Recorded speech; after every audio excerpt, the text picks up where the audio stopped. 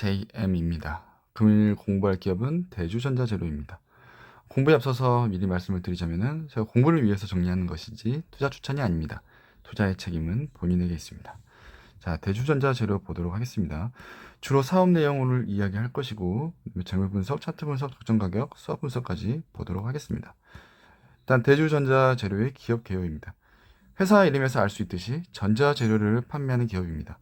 다양한 IT 부품 재료를 공급해오고 있지만 저희가 주목해야 될 부분은 바로 2차 전지 음극재입니다. 이 부분 참조하시면서 계속 들으시면 될 것 같습니다. 최근 실적을 보면은 2017년 이후로 계속 성장을 해오고 있어요. 매우 많은 성장을 이루고 있고 그리고 앞으로도가 더 기대되는 기업이기도 합니다. 다만 단점은 뭐냐면은 이 부분 매우 비싸다는 단점이 있습니다. 이 부분도 꼭 참조하셔야 됩니다. 주요 주주는 임일지 대표, 임준규 대표 외에 특수관계자 지분이 27.5%입니다. 이거 좀 특이한 부분은 최근 국민연금에서 5% 이상 공시를 하였고요. 그리고 자사주가 무려 4.68%가 있습니다. 자사주가 매우 많거든요. 자사주 매입 사유를 보면은 자사주 매입 사유가 주가 안정 및 주주 가치 제고라고 이렇게 명기가 되어 있는데 과연 그럴까요? 저는 이제 그런 생각을 해봅니다. 물론 이제 매입을 한 사유가 그럴 수는 있을 거라고 생각을 해요. 하지만 언제까지 자사주를 들고 있을 수는 없잖아요. 이게 아마 향후에 자금 조달 목적으로 사용될 가능성이 매우 높습니다. 그 부분은 또 뒤에서 다시 한번 이야기를 해보도록 할게요. 그리고 이제 이 주식이 시장에서만 매도되지 않는다면 유산증자나 전환사채보다는 좋은 선택지가 될 것으로 생각을 하고 있습니다. 주요 제품의 현황을 보면 현재 2022년 기준으로 매출액 대부분은 전도성 페이스트입니다. 하지만 우리가 집중해야 될 부분은 나노재료, 바로 2차 전지용 음극재입니다.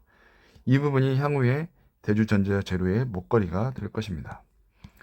그러면 우리가 2차 전지에 대해서 조금은 알아야겠죠.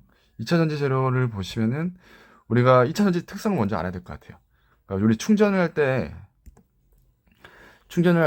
양극에 있는 리튬 이온들이 음극으로 갑니다. 그리고 음극재에서 이걸 보관을 하고 있어요. 그리고 방전, 우리가 핸드폰 같은 거 사용하면은 이제 전기가 계속 줄어들겠죠. 배터리 용량이 줄어들죠. 그러면서 리튬 이온이 양극재로 가면서 그런 현상들이 나오는 것입니다. 한편 이제 음극재가 이런 보관하고 방출의 수단이 되기 때문에 꼭 필수 요소겠죠. 2차 전지의 소재를 보면은 이제 4대 소재가 있어요. 양극재, 그리고 음극재, 전해액, 분리막이 있어요. 우리는 지금 이 음극재에 대해서 이야기를 하고 있죠. 그럼 음극재에는 어떤 것들이 있냐면은 음극재는 음극 활물질이 있고요. 그 다음에 집전체, 구리거든요. 구리가 있고, 그리고 이제 도전제 이런 부분 있죠. 이게 점 이런 부분이 도전제예요. 그리고 이제 바인더, 줄처럼 이렇게 쭉 엮어 놓은 것들 있죠. 이런 게 바인더입니다. 이렇게 네 가지로 구성이 되어 있고요. 대주전자에서 취급하는 재료는 음극 활물질입니다. 바로 이 부분입니다. 이 부분 기억하시면서 계속 들으시면 될 것 같습니다. 배터리 원가 비중을 볼게요. 원가 비중은 이제 배터리마다 좀 다르겠지만 음극재는 이제 8%에서 약 10% 정도 될 거고, 재료로만 따지면은 12에서 15% 정도 될 것입니다. 활물질이라고 했죠. 대주전자 재료는 활물질이에요. 음극재 내에서 활물질이 대부분을 차지하고 있습니다. 그러면은 대주전자 재료가 취급하는 음극재 활물질은 뭐야? 라고 이제 질문이 있을 수가 있겠죠. 바로 실리콘 계열 음극재입니다. 실리콘 계열 음극재가 뭐 특이하나? 라고 생각할 수 있습니다. 특이합니다. 그리고 매우 기대가 되는 재료입니다. 우리가 이제 2차 전자 재료를 보게 되면은 현재 대중적으로 쓰고 있는 게 바로 흑연계예요. 흑연계인데 흑연계는 6개, 6개당 1개의 이온을 보관합니다. 반면에 실리콘은 먼저 한 개당 약 4.4개를 저장을 하거든요. 그렇게 되면은 훨씬 성능이 좋아질 거라고 예상을 하게 되죠. 절대적인 용량만 보더라도 음극재의 용량이 줄어들 만큼 우리 양극재를 더 늘릴 수도 있겠죠. 이런 부분을 종합적으로 보게 되면은 배터리 성능이 매우 개선될 수 있다라는 부분에 대해서 명심을 하시면 될 것 같습니다. 그래서 음극재 소재의 배터리 성능이 실리콘 음극재가 약 10배 높은 용량으로 주행거리 향상 및 급속 충전에 유리하다. 하지만 단점도 있겠죠. 단점은 뭐냐면은 일단 리튬 이온을 매우 많이 보관을 하기 때문에 부피 팽창이 있을 수가 있어요. 부피 팽창이 있을 수가 있는데 뭐 이런 것들은 한 번씩 좀 보셨을 거예요. 뭐 뉴스나 이런 걸 통해서 저도 이런 것들을 좀 봤거든요. 저 옛날 핸드폰들 보면은 이렇게 배터리가 부풀어 올라 있는 경우가 있더라고요. 부풀어 오르는 경우가 있고, 그다음에 이제 뭐 저온에 파손될 수 있는 경우가 있고, 그다음에 집전체에서 이게 떨어지는 탈피 현상의 문제가 있을 수 있습니다. 그래서 배터리 안정을 위해서 현재 실리콘 첨가 비율이 5% 수준입니다. 그리고 이제 LG 엔솔에서 이제 포르쉐 타이칸 향으로 가는 것들이 실리콘 첨가율이 5%라고 알려져 있죠. 그리고 점차 이 부분을 검증을 통해서 비중을 늘릴 것으로 기대를 하고 있습니다. 그래서 음극 활물질의 종류를 보면은 실리콘 계열은 용량이 매우 좋다. 출력은 적정하고 대신 단점으로는 수명이 낮고 그다음에 가격이 매우 비싸다 정도가 단점이 될 것 같습니다.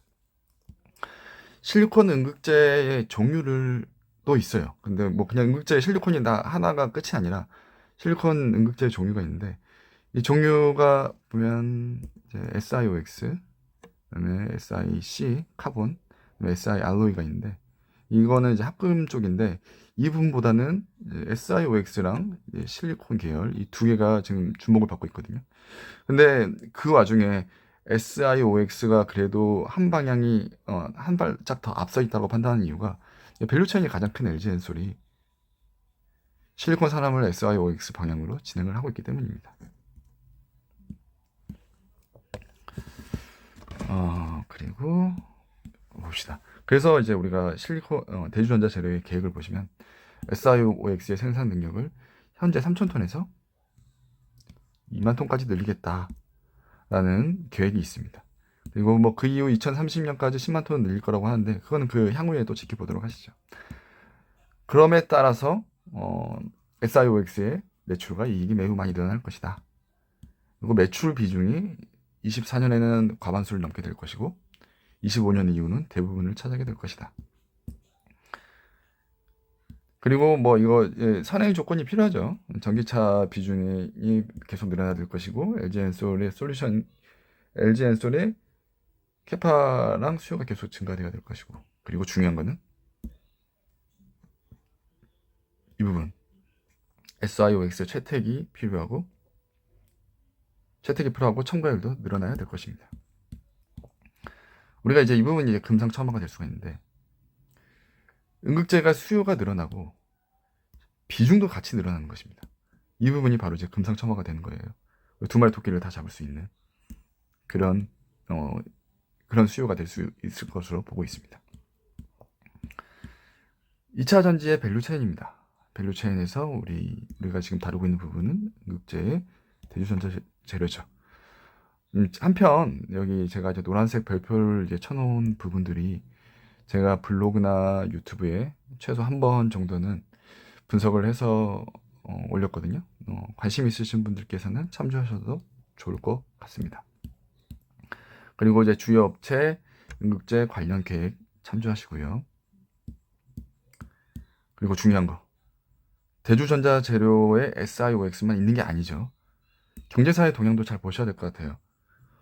SIC, SKC나 포스코 케미칼은 다 하고 있죠.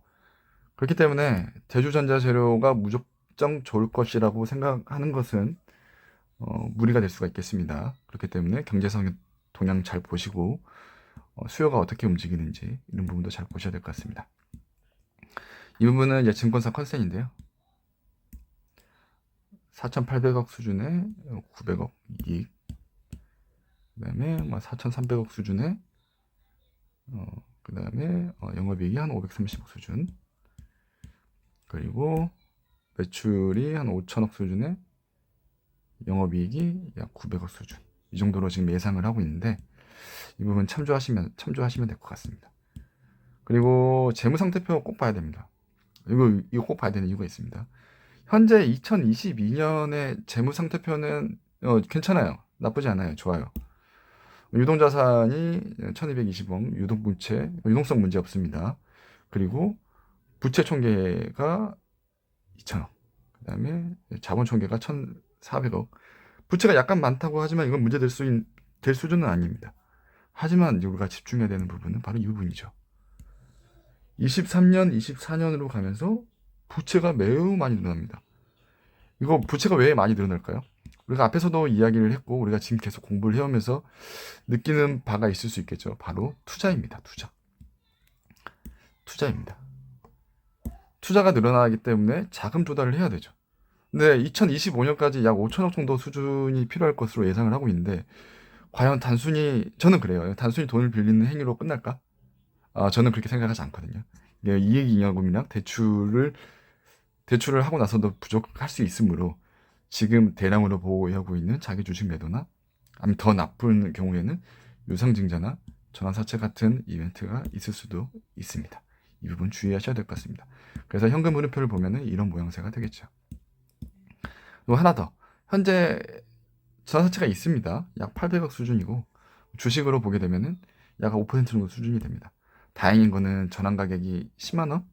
10만 원인 부분은 다행이라고 볼 수는 있고요. 그리고 리픽싱 조항이 있는데 1년 될 때까지 이제 뭐 추가로 전환사채가 발행하는 경우 리픽싱 조항인데 이거는 이제 무시하셔도 될 것 같습니다. 차트를 보겠습니다. 차트는 단기 지지선은 69,000원, 61,000원, 저항선은 99,000원 정도가 되겠죠. 그리고 최근 1년 안에 가장 많은 매물대가 쌓인 부분이 이 부분이거든요. 이 부분입니다. 바로 9만원대입니다. 9만원대에서 약간 부침이 있을 수도 있습니다. 그리고 현재 RSI가 65 정도 수준으로 약간 과매수 구간에 접근했다라고 보시면 될 것 같습니다. 주봉입니다. 주봉을 보면은 추세가 아직 잘 살아있다라고 생각이 됩니다. 2020년 7월달 그리고 2021년 말에 매우 많은 거래량과 함께 상승을 했죠. 그리고 잠깐 조정했지만 거래량이 없이 조정이 된 거예요. 그리고 현재도 더 많은 거래량이 터지지는 않는데 더 많은 거래량과 혹은 이 거래량과 필적하게 많은 거래량과 함께 하락을 했다면은 추세가 꺾였다라고 말씀을 드릴 수가 있는데 현재는 그런 현상은 없기 때문에 추세는 잘 살아있다라고 보시면 될 것 같습니다.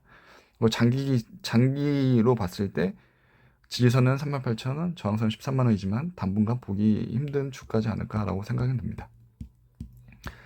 자, 극히 주관적인 적정 가격입니다. 저는 이제 11만원 선으로 보고 있고 그 이유는 예상이익은 이제 증권사 컨센이고 멀티플은 30을 줬습니다. 30도 매우 높게 준 건데 멀티플 30을 준 이유는 SIOX의 본격적인 매출은 2024년이 시작입니다. 2024년이 시작이기 때문에 멀티플 30을 줄 수 있지 않나 이렇게 생각을 해봅니다. 그리고 할인율은 예금 이율에 리스크 프리미엄 8%를 해서 13% 2년을 적용했고요. 그렇게 따지면 11만원 정도가 나옵니다. 극히 주관적인 적정 주가이기 때문에 참조만 하시기 바랍니다. 이것도 마찬가지로 극히 주관적인 수학 분석입니다. 장점, 단점으로는 고PER, 그다음에 기회로는 첨가 비율이나 채택이 높아질 것 같다. 그리고 위협으로는 이제 투자 금액이 많이 들어가고 경쟁사 조심해야 된다. 이렇게 이야기할 수 있겠습니다. 마지막으로 대주전자 제로에 시그널이 있다면 역시 SIOX의 채택과 첨가율 상승이 있겠죠. 이런 부분이 대주전자 제로의 시그널이 되겠습니다. 오늘 공부는 여기서 마치도록 하겠습니다. 분석 자료가 도움이 되셨다면 좋아요 정도만 부탁드리겠습니다. 감사합니다.